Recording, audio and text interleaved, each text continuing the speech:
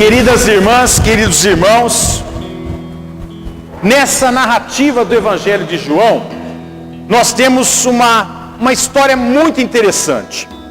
Aliás, extraordinária mesmo, como foi o Evangelho de domingo passado, a conversa com a samaritana. No domingo passado, Jesus se apresenta como Cristo vida, água viva. E para quem mora no deserto, água viva, ou seja, água é símbolo de vida. Então Cristo se mostra aquele que vem para a vida, aquele que vem e deseja a vida de todos. Hoje o pano de fundo de toda a história é a apresentação de um Jesus que é luz. E luz também é vida. Mas não é simplesmente uma luz que aparece. Nós não temos uma religião esotérica que busca iluminações fantásticas, efeitos especiais, vamos dizer assim. Mas nós temos uma religião que nos leva à transcendência. Portanto, essa luz, ou Cristo luz, é uma luz não só que aparece, mas que julga. Não no sentido de nos julgar, não no sentido de um juiz que vem nos salvar e condenar, mas uma luz que ilumina e que traz a lucidez, traz o exercício do raciocínio, traz o exercício difícil do pensamento. Para Jesus, e ele mostra isso no Evangelho de hoje, nada é tão fácil na vida. Tudo precisa ser entendido e compreendido. E a busca do conhecimento não é contra a religião. Pelo contrário, a busca do conhecimento está associada à religião. E a religião está associada à busca do conhecimento. E muitas vezes nós esquecemos disso. E hoje em dia, principalmente hoje em dia, as religiões cultivam muito pouco o conhecimento. Muito pouco o dom da criticidade, do senso crítico. Isso é uma pena. Isso é uma contribuição para a alienação que se faz tão presente lá fora. O Cristo é o Cristo luz, que julga, que traz lucidez, que traz senso crítico. Esse é o pano de fundo. Agora, nós temos um milagre na história, só que esse milagre não é o grande tema. Curar o cego de nascença não é a grande discussão, não é o grande tema. Tanto é que a narrativa do milagre é rápida, bem rápida. No instantinho o cego é curado. E depois vem um longo evangelho, uma longa discussão. E a discussão não é sobre a cura do cego. A cura do cego não é discutida. Em primeiro lugar, nós temos uma discussão muito interessante, que é a discussão dos discípulos sobre o cego de nascença. E os discípulos perguntam a Jesus: quem pecou? Foram os pais ou foi ele mesmo, vendo o cego de nascença? E depois os fariseus vão dizer para o cego de nascença: você nasceu em pecado. Por que isso? Porque para os judeus da época, para muitos judeus da época, o defeito físico, uma doença, era um castigo de Deus devido ao pecado de alguém. E esse raciocínio nós fazemos muitas vezes hoje em dia. Por incrível que pareça, vivendo em pleno século 21, nós ainda queremos buscar justificativas sobrenaturais para coisas extremamente naturais. Só que nós não nos conformamos com as explicações da ciência. A gente quer uma justificativa sobrenatural. Quantas vezes não acontece de uma criança nascer com uma deficiência, com um defeito físico, por exemplo, e aí os pais perguntam: será que Deus quis isso? Por que Deus permitiu isso? Por que Deus fez isso comigo? Como se Deus tivesse culpa de alguma coisa. Como se essa fosse uma ação divina, fosse uma ação de Deus. Ora, gente, nós somos assim Porque nós temos uma genética. Porque nós temos o que? Um desenvolvimento genético. É por isso que nós somos assim, uns de cabelo preto, outros de cabelo loiro, outros de olhos azuis, outros de olhos castanhos, uns mais fortes, outros menos, uns com defeitos físicos, outros não. Por quê? Porque nós temos um desenvolvimento genético. É simplesmente isso. Não é vontade de Deus. E Jesus nega esse pensamento taxativamente. Ele fala, ninguém pecou. Nem os pais e nem ele. Isso não é pecado. Isso não é castigo de Deus, em outras palavras. Deus não se envolve nesse desenvolvimento da natureza.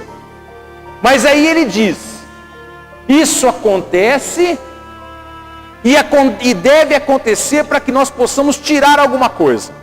Ou seja, o que Cristo diz é, ora, a natureza é essa, e dessa natureza eu tenho que aprender alguma coisa.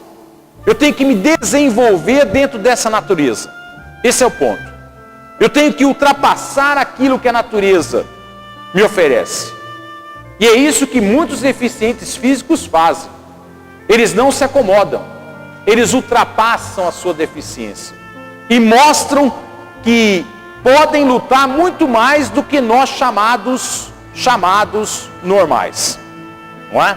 É isso que acontece. Eu terminei de ler a biografia do Lobão e lá ele mostra muito bem circunstâncias da sua vida que foram terríveis. Mas ele soube tirar proveito dessas circunstâncias. E é isso que o Cristo nos ensina hoje. Nada é castigo de Deus. Não busque coisas sobrenaturais e não queira envolver Deus nisso. Em coisas que são extremamente naturais e genéticas. Agora, procure sim aprender com isso. Procure sim tirar um proveito disso, uma força disso. É essa a grande lição. Mas depois vem a discussão maior. Qual é a discussão maior? O cego está enxergando, a multidão fica meio que perdida, os vizinhos e tudo mais. Espera aí, é esse mesmo cego? Como é que pode ele enxergar? E aí vem os fariseus, que eram religiosos da época, e começam a questionar. E começam a questionar por quê? Porque o Cristo cura no dia de sábado. É esse o ponto. O ponto é que curar no dia de sábado é quebrar com o mandamento de Deus. Guardar o dia de preceito. E Jesus não guarda o dia de preceito. Ele é alguém que quebra uma regra. Ele quebra uma regra por quê? Porque ele quer fazer vida. Porque ele quer gerar vida. Porque ele quer fazer com que o cego deixe de ser cego e enxergue. Porque a vida é maior do que qualquer preceito religioso. É essa a mentalidade de Jesus. Mas a discussão dos fariseus é outra. Ou a mentalidade é outra. O preceito religioso é vontade de Deus. Se é vontade de Deus, tem que ser cumprido. Não importa para quê, mas tem que ser cumprido. E aí vem toda a discussão. O medo dos pais do ex-cego e tudo mais. Por quê? Porque quem fosse do lado de Jesus estava condenado à excomunhão. A excomunhão. Ou seja, quebrou um preceito religioso, seguiu Jesus Cristo, está fora da comunidade. Está excomungado. É essa a mentalidade. É essa a grande discussão. E o interessante é que no final da história, o ex-cego é excomungado. Ele é mandado embora da comunidade. Mas aí ele é aceito por Jesus. Justamente quando ele se torna um excomungado, uma pessoa expulsa da comunidade, porque aceita a cura de Jesus no sábado, ele é expulso da comunidade. E é aceito por Jesus. Aí ele é aceito por Jesus. E aqui nós temos o fim da história. E o que nós podemos tirar de tudo isso? Nós podemos tirar de tudo isso uma coisa muito simples. Nós fomos feitos para pensar. Nós não somos feitos cristãos para simplesmente seguir preceitos religiosos. Nós somos feitos para raciocinar o que é a vontade de Deus no dia de hoje. O que é a vontade de Deus frente a uma determinada circunstância. E não simplesmente seguir preceitos de forma cega. Nós não somos feitos para isso. Deus nos deu um dom divino que nenhuma espécie desse planeta possui, que é o dom do raciocínio, da criticidade, o dom de pensar sobre as coisas e entender as coisas, o dom da ciência. E a ciência está aí para nos mostrar o que é qualidade de vida. É claro que a religião também está aí para mostrar que um Deus existe e que Deus nos ama. Mas tudo que a ciência nos oferece pode ser para o nosso bem, pode ser utilizado para o bem. E é essa a nossa função. E aqui não há contradição entre ciência e religião, porque o Cristo é um ser que raciocina. O Cristo é um ser que diz, não existe pecado aqui por ser cego de nascença, mas nós vamos aproveitar essa situação para transformá-la. E ele transforma a situação, quebrando um preceito religioso, ou seja, transformando essa situação no sábado. Ou seja, o que eu quero dizer é o seguinte: na nossa religião nós temos preceitos religiosos, não é? Mas cada preceito religioso deve ser raciocinado, deve ser pensado. Caso contrário, nós somos simplesmente cegos. E prestem atenção que os fariseus, eles dizem por 3 vezes que eles enxergam na conversa. E o ex-cego, ele diz 3 vezes que ele não sabe. Isso quer dizer o quê? Que o ex-cego, aquele que enxerga mesmo, ele está admitindo a sua ignorância e o quanto ele precisa saber. Enquanto que os fariseus têm uma arrogância religiosa e dizem assim, nós sabemos. Nós sabemos. E nós, e principalmente vocês leigos, sabem muito bem que na dinâmica do dia a dia, nem todo preceito religioso se encaixa. Vamos ser sinceros e menos hipócritas. Vocês sabem disso.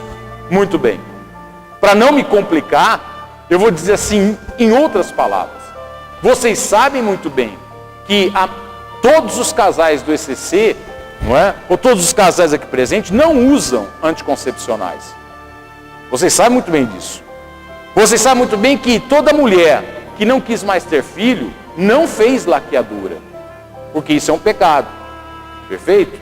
Não é? Vocês sabem muito bem que as pessoas que, os homens que a mulher não quer fazer laqueadura, os homens não fazem uma vasectomia. Vocês sabem disso, não é verdade? Vocês sabem muito bem que aqui não tem casais de segunda união, não é, que veio participar da missa, não é, e veio comungar. Vocês sabem muito bem disso, não é?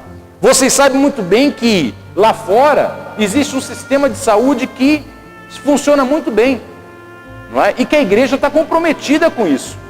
Justamente ele funciona bem porque a igreja está lá pegando no pé, não é? Está falando, está dizendo, está se comprometendo. Graças a Deus, porque isso funciona muito bem, não é verdade? Nós temos um sistema educacional que funciona muito bem também nesse estado. Por quê? Porque a igreja se compromete em pressionar o governo a dar educação para o nosso povo. Ou seja, a igreja também se compromete, não é, no salário dos policiais, porque sabe que a segurança é algo primordial para a vida.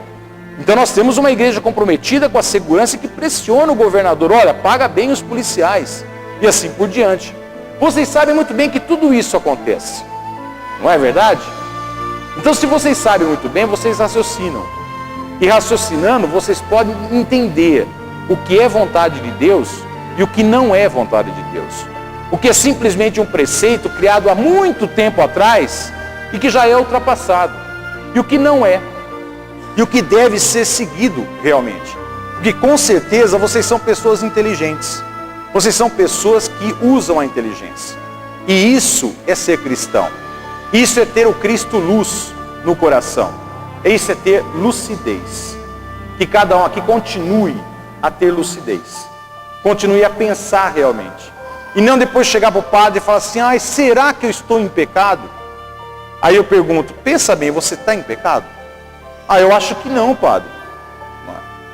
Por que você estaria ímpio? Você está prejudicando alguém? Você está violentando alguém? Você está magoando alguém? Você está isso ou aquilo? Você está prejudicando a vida? Não. E aí a pessoa tem que chegar à conclusão por mim. Não, vocês podem chegar à conclusão por vocês mesmos. Porque vocês leem o Evangelho e vocês sabem muito bem que o Cristo é lucidez. E não simplesmente regras que nos podam, regras que nos castram. Que cada um aqui tenha a lucidez de ser luz nesse nosso mundo. Porque assim o mundo, com certeza, vai se tornar muito melhor.